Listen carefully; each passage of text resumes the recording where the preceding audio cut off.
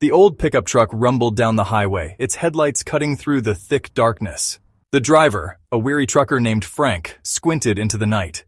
It was a moonless night, the stars hidden behind a blanket of clouds. The only sounds were the hum of his engine and the lonely chirping of crickets. As he rounded a bend, his headlights flickered across a lone figure by the side of the road. It was a young woman, her thumb extended in the universal sign of a hitchhiker. Frank hesitated. He wasn't supposed to pick up hitchhikers, company policy and all. But something about her forlorn figure tugged at his heartstrings. He pulled over.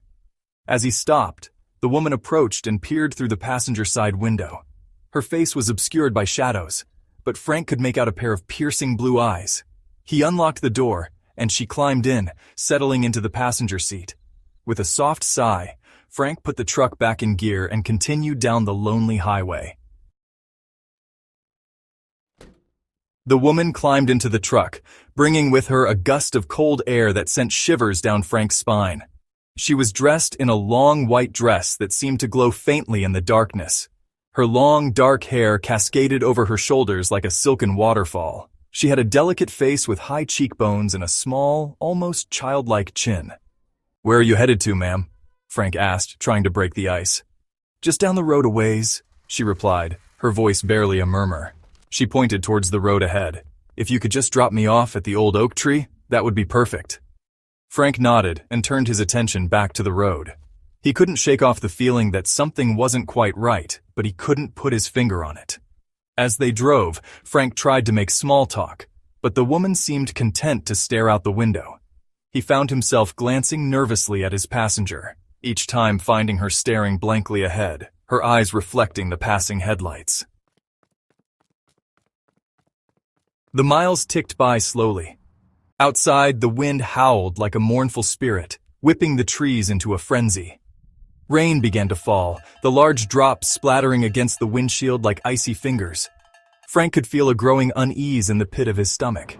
She seemed oblivious to the storm raging around them, her expression unchanging. "I thought so," she whispered.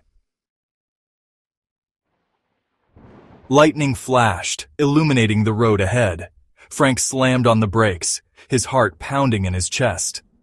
Standing in the middle of the road, directly in the path of his truck, was a large oak tree. It was the same oak tree the woman had mentioned earlier. Frank stared at the tree, his mind struggling to process what he was seeing. He hadn't even seen the tree until that moment, but there it was, its gnarled branches reaching out like skeletal fingers. And then he realized something even more terrifying. The woman was gone. He spun around in his seat, frantically searching the truck cab.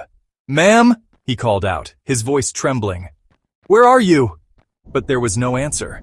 The woman in white had vanished without a trace. Shaking with fear, Frank threw the truck into gear and sped away from the oak tree.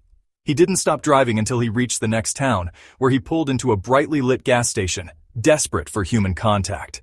As he stumbled into the gas station, he noticed a newspaper clipping pinned to the bulletin board. It was a story about a young woman who had been killed in a car accident on this very road 20 years ago. The photo accompanying the article showed a smiling young woman with long dark hair and piercing blue eyes.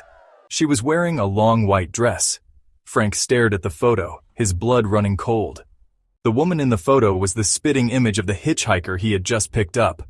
Suddenly he remembered the familiar scent of her perfume. It was the scent of lilies.